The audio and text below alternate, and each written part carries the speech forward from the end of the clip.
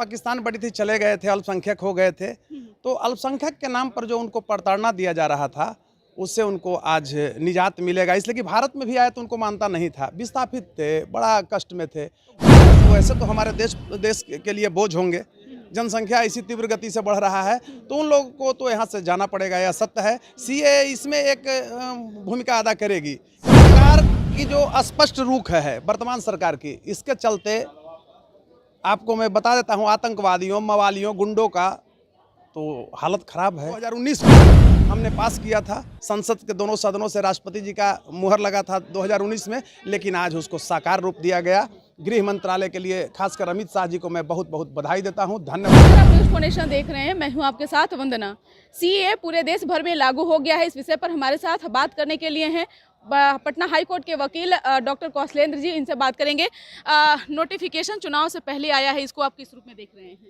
देखिए, चुनाव से पहले आया है यह तो मुद्दा है, लेकिन सबसे बड़ी मुद्दा है कि विस्थापित आबादी जो थी 3 देशों का, जो इंडिया में शरण ले रखी थी, उसको बहुत बड़ा लाभ हुआ। हम इस रूप में लेते हैं।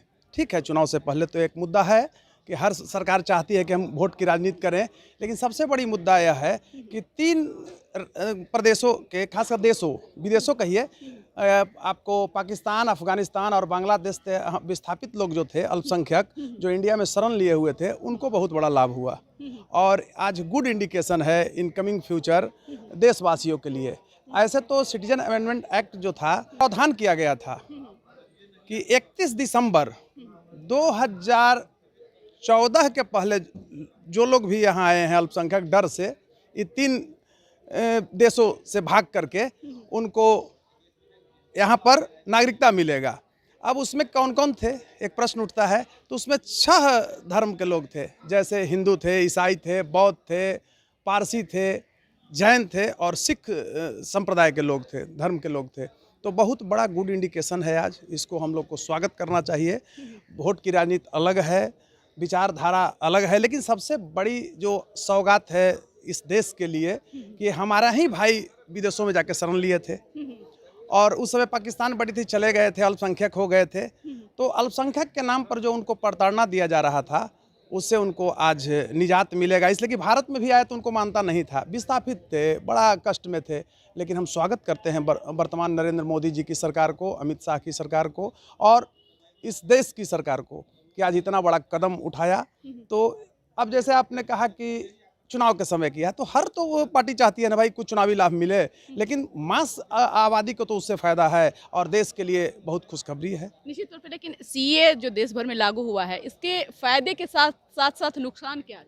नुकसान कुछ भी नहीं है, कुछ भी नुकसान नहीं है। आप सबसे पहले देखिए, एक इसमें हल्ला उड़ाया गया कि सीए से मुस्लिम को यहाँ से भगाया जाएगा, ऐसा कुछ नहीं था। हाँ, एक चीज़ तो जरूर है, आपको रजिस्ट्रेशन पोर्टल पर करवाना पड़ेगा। जैसे आप देखे होंगे पूर्वोत्तर के जो 7 राज्य थे, वहाँ उपद्रव हुआ, मिसगाइड वो लोग हुए, तो आप अवैध जो घुसपैठ किए हैं, कहीं से भगाए नहीं गए हैं, इसलिए कि यह तो अल्पसंख्यक लोगों के लिए है।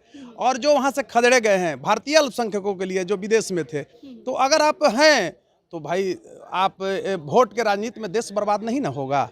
हमारा जो अल्पसंख्यक भाई है, वो उसमें सिख भी है, उसमें ईसाई भी है, कहाँ सिर्फ हिंदू के लिए है, जैन है, बौद्ध है, पारसी है, तो वो लोग को फ़ायदा हो रहा है।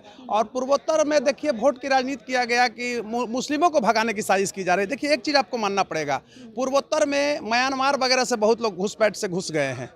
तो घुस गए हैं, तो वैसे तो हमारे देश के लिए बोझ होंगे। जनसंख्या इसी तीव्र गति से बढ़ रहा है, तो उन लोगों को तो यहाँ से जाना पड़ेगा, यह सत्य है। सीए इसमें एक भूमिका अदा करेगी, क्योंकि अब आप ठग नहीं सकते हैं। पकड़े जाइएगा, रजिस्ट्रेशन जो कराइएगा तो आपको पूरा उसमें हिस्ट्री आ जाएगा, आपके दादा कहाँ के थे, फादर कहाँ के रहने वाले थे, तो यानी वंशावली निकल जाएगी और आपकी विरासत पता चल जाएगी। तो उसमें तो आप लगता है कि जो एक तरह से आतंकियों ने जो एक तरह से तहलका मचाया हुआ था, या फिर यूं कहें तो आतंकवादियों को जिस तरह से ठिकाना मिल रहा था भारत में, तो क्या ये आने से उन तमाम चीज़ों पर लगाम लगेगा? बिल्कुल। वंदना जी, आप वरिष्ठ पत्रकार हैं और मैं ये बताना चाहूँगा कि सरकार की जो स्पष्ट रुख है वर्तमान सरकार की, इसके चलते आपको मैं बता देता हूँ, आतंकवादियों, मवालियों, गुंडों का तो हालत ख़राब है। जरूर उनके मंसूबे पर पानी, हाँ भय भी है और मंसूबे पर पानी फिरेगी। देखिए राजनीति अलग है, हम लोग भी राजनीति करते हैं, लेकिन देश के जहाँ पर बात आती है तो वहाँ पर हम सबों को कोई भी सरकार, वर्तमान सरकार अगर अच्छा कार्य कर रही है तो स्वागत करनी चाहिए। और मैं वर्तमान नरेंद्र मोदी जी की जो सरकार है उसको बहुत मैं स्वागत करता हूं, खासकर नरेंद्र मोदी जी को, कि एक इस तरह का प्रधानमंत्री हुआ जो हर चीज़ अपने अनुसार करते जा रहे हैं।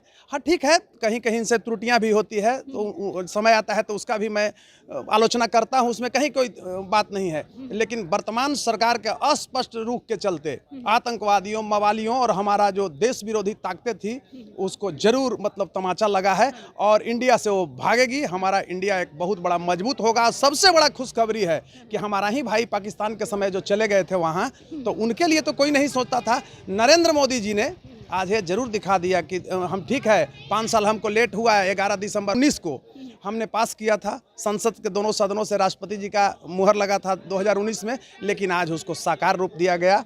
गृह मंत्रालय के लिए खासकर अमित शाह जी को मैं बहुत बधाई देता हूं, धन्यवाद देता हूं, और खासकर आपके जैसे पत्रकार को कि ये जब सीए लागू हुआ तो मेरा पहला विचार लेने के लिए आप आए, इसके लिए बहुत साधुवाद देता हूं और उज्जवल भविष्य की मैं कामना करता हूं। आपके चैनल के लिए भी मैं बहुत साधुवाद, क्योंकि आपका भी चैनल बिहार का चर्चित चैनल है, इसलिए इस मुद्दे पर अगर आप हमारा विचार ले रहे हैं तो जरूर हम साधुवाद देंगे। आखिरी सवाल है कि सदन में जब पारित किया गया था उस दौरान काफी विरोध भी हुआ था, तो क्या मुसलमानों के लेकर के क्या आपकी राय है? क्या मुसलमानों को लेकर के जो एक भय पैदा किया गया है, जरा उस पर आप अपना।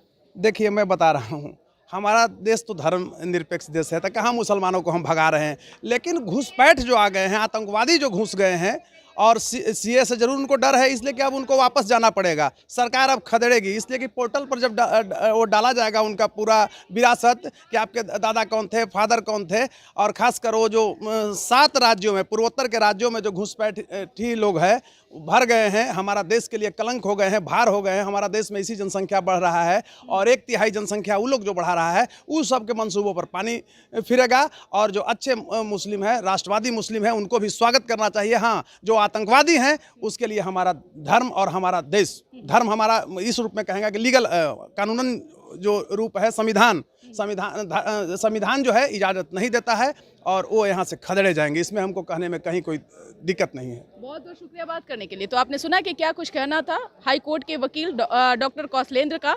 आप क्या सोचते हैं, अपना ओपिनियन जरूर कमेंट बॉक्स में दीजिएगा। धन्यवाद।